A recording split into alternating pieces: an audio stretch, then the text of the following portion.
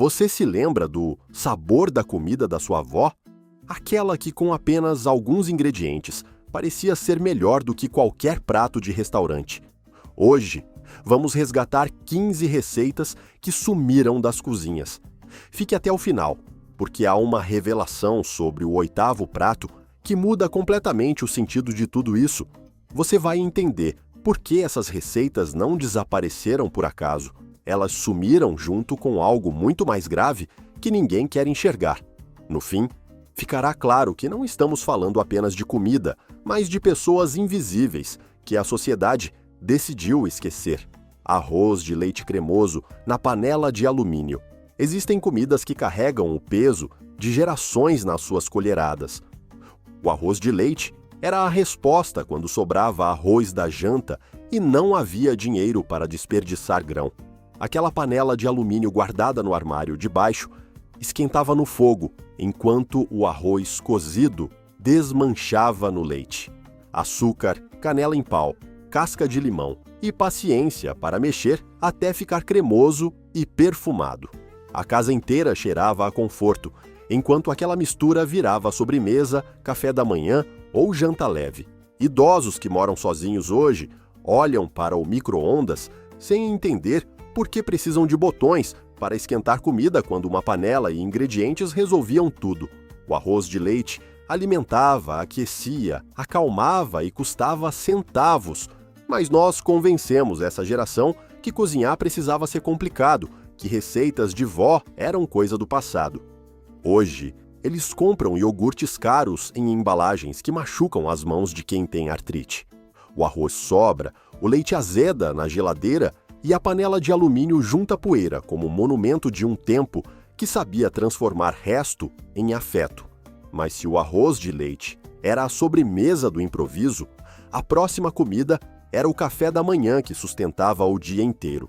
Mingau de aveia com canela e açúcar mascavo. Havia algo reconfortante em acordar com o cheiro de mingau borbulhando no fogão, a aveia cozinhando no leite, engrossando até ficar cremosa, enquanto o vapor subia, trazendo promessa de calor e saciedade. 3 ingredientes básicos que cabiam em qualquer orçamento: aveia, leite e açúcar, com canela para transformar simplicidade em prazer. Esse mingau sustentava trabalhadores, crianças antes da escola, doentes se recuperando e idosos que precisavam de algo suave para o estômago. Não tinha embalagem, não prometia superalimentos milagrosos, apenas entregava energia consistente. Uma panela de mingau rendia várias porções, podia ser requentada e melhorava guardada porque os sabores se integravam. Hoje, idosos sozinhos em casa compram sachês de aveia instantânea que custam mais e têm menos sabor. Eles que dominavam o ponto do mingau, nem muito ralo, nem muito grosso, agora seguem instruções em embalagens. A conexão entre a mão que mexe e a comida que nutre foi cortada por uma indústria que lucra com a nossa preguiça. O mingau de aveia não era só comida, era ritual matinal de autocuidado que desapareceu sem deixar substituto. E enquanto o café da manhã foi terceirizado para a indústria, o almoço também perdeu sua essência básica: sopa de fubá com queijo ralado.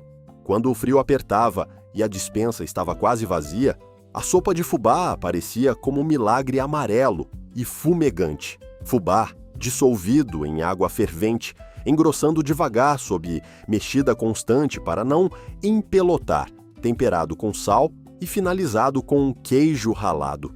10 minutos do fogo aceso ao prato na mesa, gastando centavos e entregando calorias que aqueciam o corpo por horas.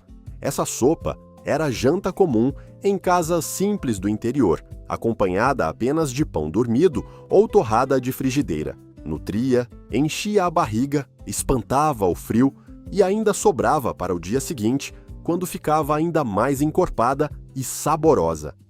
Idosos de hoje cresceram tomando essa sopa, mas agora compram cremes instantâneos em caixinha, que custam R$ 15 e têm gosto de papelão temperado.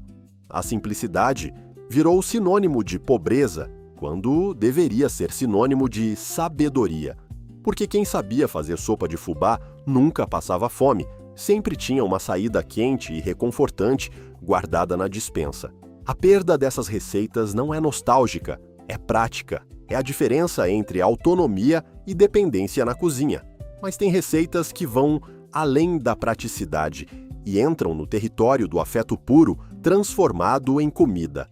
Angu doce com leite condensado caseiro. Existe uma linha entre comida de pobre e iguaria esquecida. O angu doce mora nessa fronteira. Fubá cozido no leite, com açúcar, até virar um creme, finalizado com leite condensado caseiro feito de leite e açúcar reduzidos. Parece simples para ser especial, mas quem provou sabe que há magia na textura cremosa e no sabor que remete à infância. O angu doce era sobremesa de domingo, lanche da tarde, prêmio para a criança que comeu toda a janta. Custava pouco, rendia bastante e podia ser servido quente ou frio, sempre entregando o conforto que só comida feita com tempo tem. Hoje, idosos que fizeram angu doce para filhos e netos não fazem mais nem para eles mesmos. Acham que não vale a pena cozinhar para uma pessoa só, que é trabalho, que é mais fácil comprar um pudim pronto. Mas não é sobre facilidade, é sobre o ritual de cuidar de si através da comida. Cada mexida na panela é um ato de amor próprio que essa geração desaprendeu, porque ensinamos que cozinhar para si é desperdício. O angu doce espera nas memórias, pedindo para voltar às panelas e aos estômagos de quem precisa de conforto. E se o doce aquecia a alma, havia também o truque de nunca desperdiçar nada. Pão amanhecido na sopa de legumes. Jogar pão fora era pecado nas cozinhas antigas. Cada fatia dura tinha destino garantido. A sopa de legumes, feita com sobras, ganhava corpo, quando o pão dormido era picado e jogado dentro. Ele absorvia o caldo, amolecia, engrossava a sopa e transformava um líquido em refeição completa. Cenoura, batata, chuchu, abóbora, qualquer legume entrava na panela com água e temperos básicos.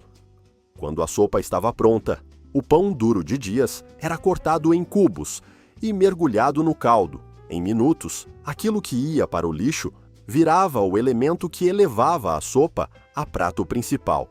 Idosos de hoje foram criados nessa lógica, mas agora jogam pão fora e compram sopas prontas. A desconexão é brutal. Sabem fazer, mas acham que não devem, que é coisa de gente sem recursos. Esquecemos de dizer que sabedoria não envelhece, que truques de aproveitamento são sustentabilidade antes da palavra existir. O pão na sopa não era gambiarra, era inteligência alimentar que mantinha corpos nutridos e despensas equilibradas. Mas havia comidas que exigiam menos esforço e entregavam sofisticação inesperada. Ovo pochê com torrada e manteiga. A delicadeza de um ovo pochê desmente a ideia de que comida simples é sem técnica. Água fervente, com um fio de vinagre, o redemoinho da colher e o ovo deslizando para o centro. 3 minutos de cozimento para a clara firmar e a gema permanecer molinha, um espetáculo de textura. Servido sobre torrada com manteiga, era janta leve, almoço rápido ou café da manhã especial. Custava centavos, ficava pronto em minutos e entregava proteína de qualidade com apresentação de restaurante. Idosos que dominavam essa técnica hoje comem ovos mexidos murchos porque acham que pochê dá trabalho. Não dá, mas convencionamos que comida bonita precisa vir de fora, que cozinhar bem para si é exagero. O ovo pochê representa tudo o que perdemos. Técnica simples, ingrediente barato, resultado sofisticado e preparo mínimo. É prova de que a culinária dos avós não era primitiva, era eficiente, elegante e sábia. Cada ovo que quebra em água fervente carrega séculos de conhecimento sobre como nutrir com dignidade. E quando o corpo pedia algo ainda mais reconfortante, a massa entrava em cena. Macarrão cabelo de anjo com manteiga e queijo. 3 minutos de fervura, manteiga, queijo ralado na hora e estava pronta a refeição reconfortante. o macarrão cabelo de anjo, fininho, cozinhava quase instantaneamente e servia de base para o que a despensa oferecesse. Manteiga derretendo sobre os fios quentes, queijo formando fiapos e o cheiro subindo para a memória afetiva. Não precisava molho elaborado, carne cara ou legumes picados, apenas massa, gordura e queijo em harmonia. Essa era a janta de segunda-feira, quando o dinheiro estava curto, o cansaço alto e a fome não negociava. Sustentava, satisfazia e ainda sobrava para requentar no dia seguinte com azeite. Idosos sozinhos hoje olham para essa receita e acham simples demais, quase vergonhosa. Preferem comprar lasanhas congeladas que custam mais, demoram para assar e têm menos sabor. Nós roubamos deles a permissão de cozinhar simples, de se alimentar sem culpa com o básico. O macarrão com manteiga e queijo não pede desculpas por ser simples, ele celebra a eficiência. E assim como a massa salvava jantares, o feijão também tinha sua versão reconfortante e esquecida. Caldo de feijão batido com farinha de mandioca. Sobrou feijão do almoço e você não sabe o que fazer no jantar, resolvido em 5 minutos. Pegar o feijão com caldo, bater no liquidificador até ficar cremoso, aquecer na panela e servir com farinha de mandioca. O caldo grosso recebendo a farinha que formava aquela farofa úmida e reconfortante dentro do prato. Cada colherada era a combinação perfeita de proteína, carboidrato e textura que enchia a barriga e aquecia a alma. Esse caldo era café da manhã de trabalhador rural, janta de estudante e almoço de quem chegava tarde em casa. Aproveitava sobras, evitava desperdício e entregava a refeição completa, sem acender o fogão, por mais de 5 minutos. Hoje, idosos jogam feijão fora quando ele passa do ponto. Não ocorre mais bater e transformar em caldo. A criatividade culinária foi substituída pela lógica do descartável. Sobrou virar lixo ao invés de outra refeição. Estamos perdendo não apenas receitas, mas uma filosofia de respeito pela comida e pelo esforço que ela representa. O caldo de feijão batido é testemunha dessa perda, esperando nas panelas esquecidas. Mas tem uma preparação que eleva ingredientes humildes a outro patamar de conforto. Polenta mole com molho de tomate caseiro. O fubá provava que poucos ingredientes viravam um banquete. A polenta mole, cremosa como purê, cozida devagar com água, sal e azeite. Mexer sem parar para não empelotar. Observar o ponto onde ela solta da panela.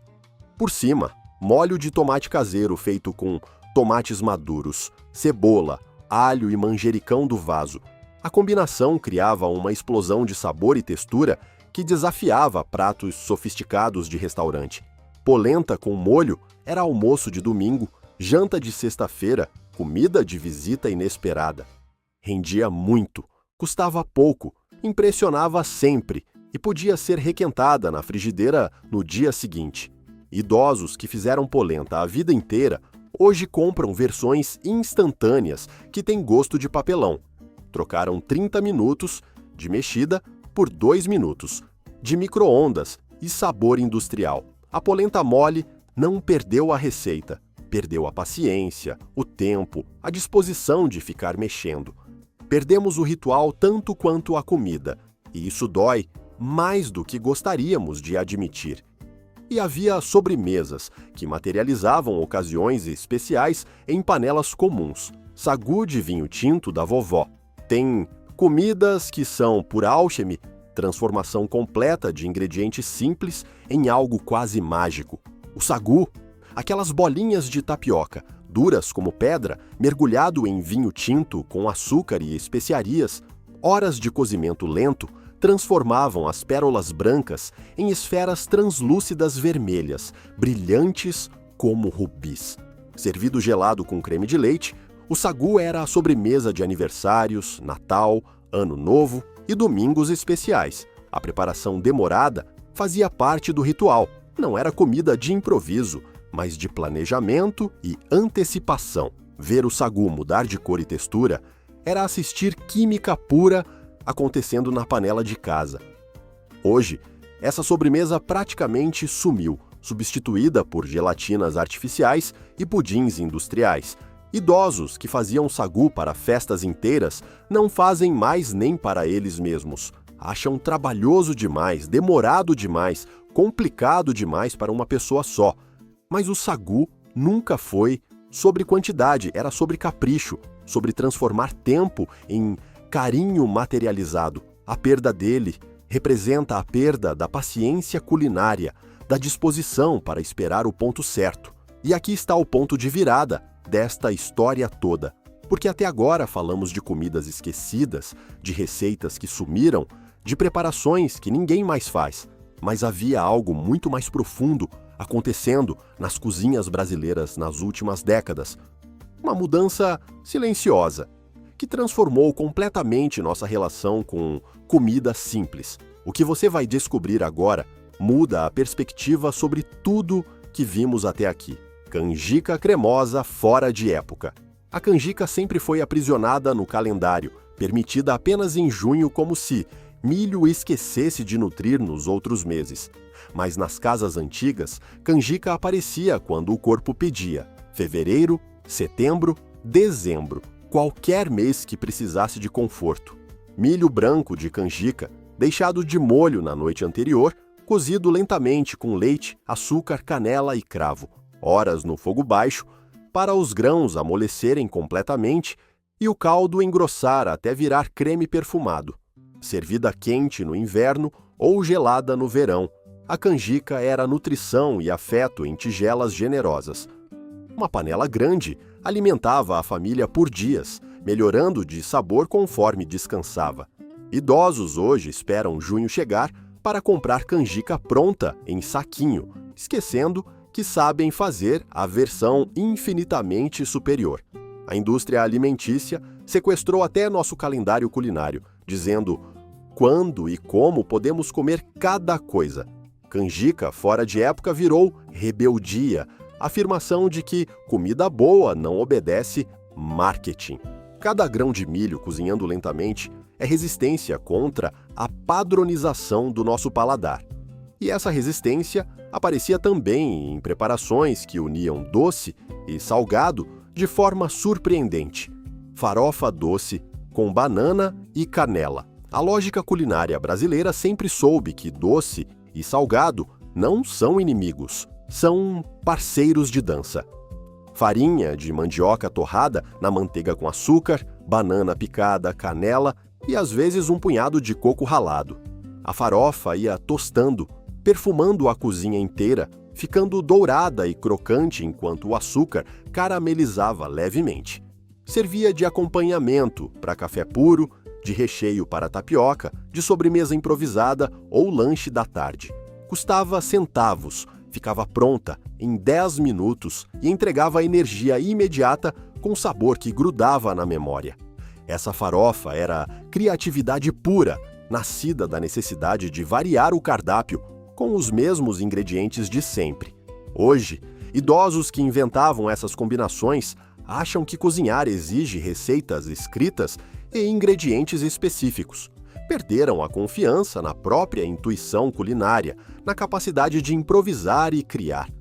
A indústria nos ensinou que comida vem com um manual de instruções, que inventar é arriscado, mas a farofa doce é prova viva de que as melhores receitas nasceram de experimentação livre e despreocupada. Ela resiste nas memórias, pedindo para voltar às frigideiras e aos paladares, e quando a praticidade precisava se unir à nutrição, surgia uma combinação perfeita: batata amassada com ovo frito e cheiro verde. Existe algo de profundamente satisfatório em batata amassada com garfo irregular e rústica.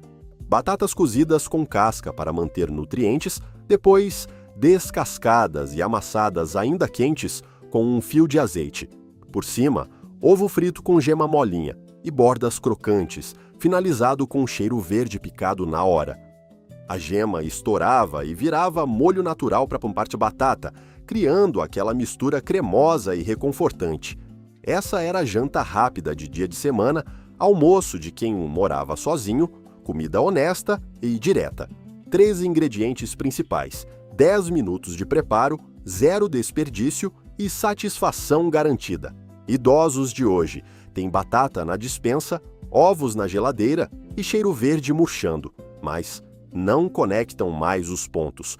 Preferem esquentar comida congelada e comer sozinhos em silêncio, sem o ritual de preparar. Perdemos não apenas a comida, mas o ato de cozinhar como forma de cuidado pessoal.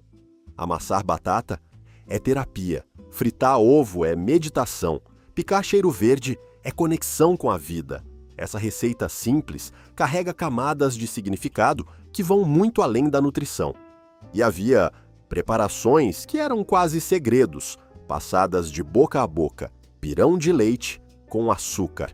O pirão sempre foi salgado na cabeça de todo mundo, mas havia uma versão doce que poucos conhecem. Farinha de mandioca escaldada no leite fervente com açúcar, mexida rápida para não empelotar. O resultado era um creme grosso, levemente granulado, quente e reconfortante, como abraço interno, servido assim mesmo, sem enfeites, em canecas grandes para segurar com as duas mãos. Essa era a comida de madrugada fria, de doente se recuperando, de criança com dor de barriga, de idoso sem apetite. O pirão de leite era remédio tanto quanto comida, acalmava, nutria, aquecia e pedia muito pouco em troca. Hoje, quase ninguém lembra dessa preparação que salvou noites difíceis de gerações inteiras. Ela existe apenas na memória de quem tem mais de 70 anos e raramente conta para os mais novos. O pirão doce representa todas as receitas que morrem em silêncio, sem registro, sem transmissão. Cada idoso que vai embora leva consigo bibliotecas culinárias inteiras que nunca serão escritas. E isso nos leva à última comida desta lista, aquela que resume tudo: cuscuz paulista de frigideira, versão individual. O cuscuz paulista tradicional era a produção colossal, forma grande, camadas coloridas, festa para os olhos e barriga. Mas havia uma versão secreta, a individual feita na frigideira pequena para quem morava sozinho. Farinha de milho umedecida, temperada com sal, azeite e o que tivesse na geladeira. Ovo, sardinha, legumes picados. Prensada na frigideira quente até formar uma casquinha crocante, virada com habilidade para dourar dos dois lados. O cuscuz individual era a declaração de independência, afirmação de que cozinhar para um também vale a pena. Ele quebrava a desculpa de que receita tradicional só funciona para muita gente. Adaptava-se, encolhia, transformava-se para servir quem precisava, sem perder identidade ou sabor. Idosos que faziam cuscuz para 10 pessoas agora acham que não podem fazer para eles mesmos.